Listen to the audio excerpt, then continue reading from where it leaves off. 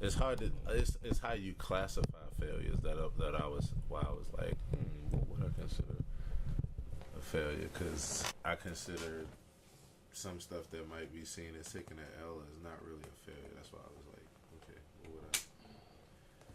what would I say is a failure? So I'm Aaron Hill. I'm a producer, musician, artist, um, engineer, and now what I consider myself creative brand strategist or consultant.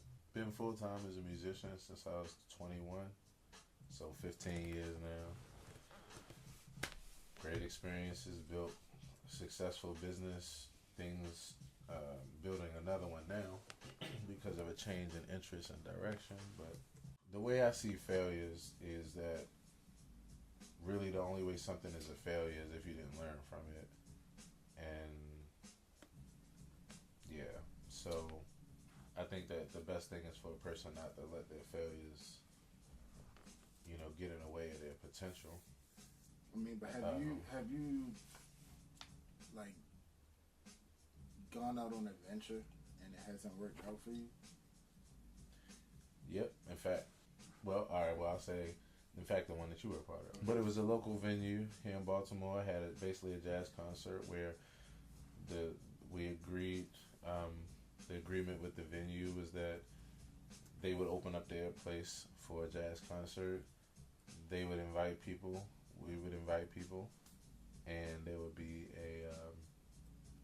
we get paid off of ticket sales, I believe it was, and I think there may have been a guarantee. I think there was a small guarantee, and it didn't work out because the venue was almost impossible to find, and so there were people that couldn't find the venue, and the owner didn't describe the fact that the venue wasn't visible from the main road, and that there was no way for you to know that it was there unless you just knew that it was there.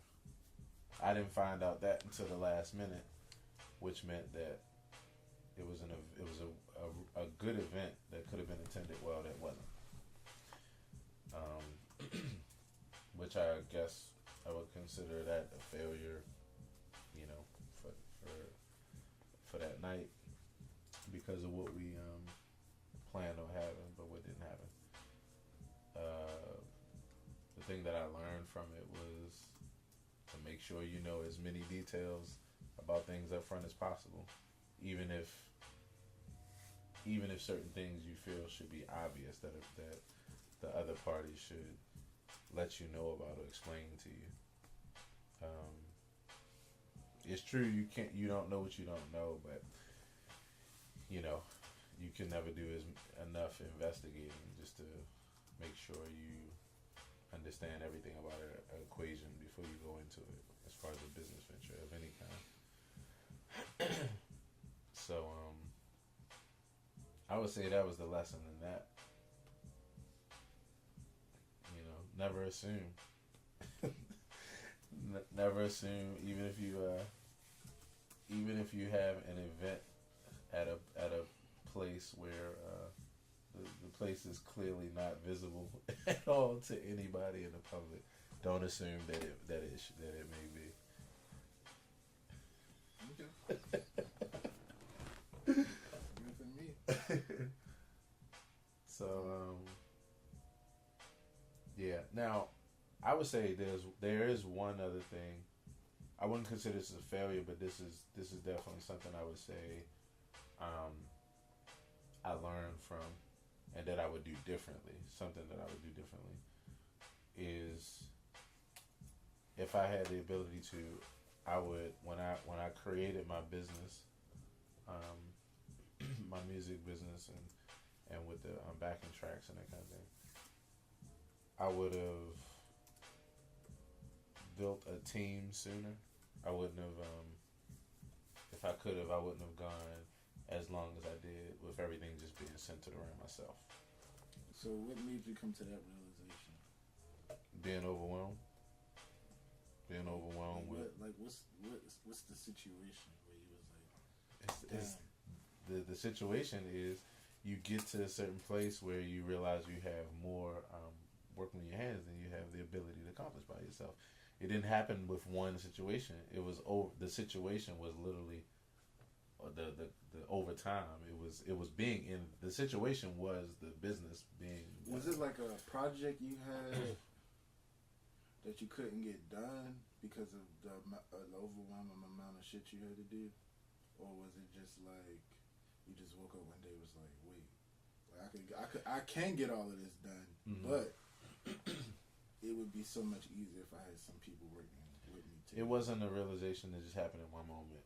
I knew it, and it's good that you asked that question because there's an even deeper part to it that I think is valuable. So it wasn't all of a sudden black and white light switch came on moment. It was that progressively over time. But the thing is, even I knew it, I was aware of it when I needed to do it.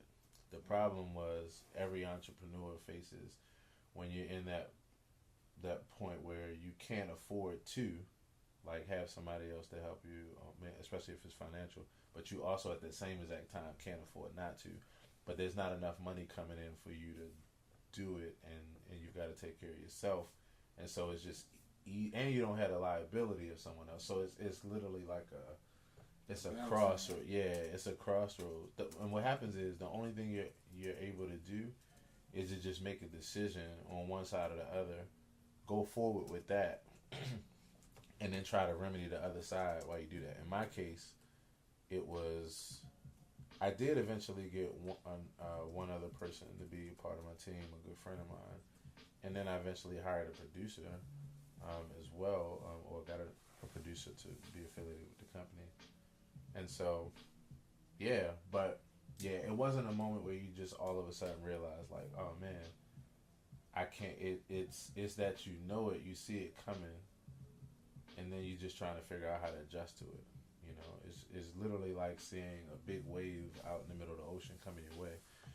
Like, I mean, there's a point where you do realize a wave is in front of you, but the biggest thing is you realize it's coming towards you. You're just trying to figure out, should you hunker down, you know, and just... Do you feel like there's anything you could have done to, like, prevent yourself from going to the beach? You said it's like a wave coming. Like with that? So is there anything you could have done to prevent yourself from actually even going to the beach? Yes, and that would have been not even being in the business that I'm in at all. Okay. Yeah. That's the hard part about it, because it's like So you saying you're eventually just gonna run into a fucking wave? That's it. You're eventually gonna see a wave.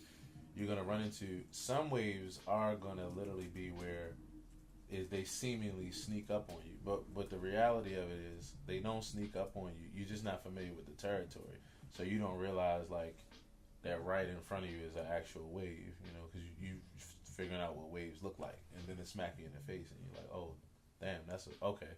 And then from there, you just figure out how to adjust to it. You know what I'm saying? Okay. Yeah.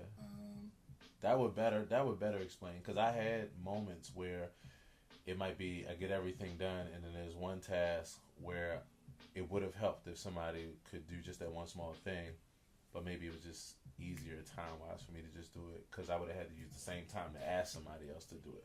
That would be like the quote-unquote, yeah, like the eye opening, the light switch coming on moment. Is there anything else you want to say?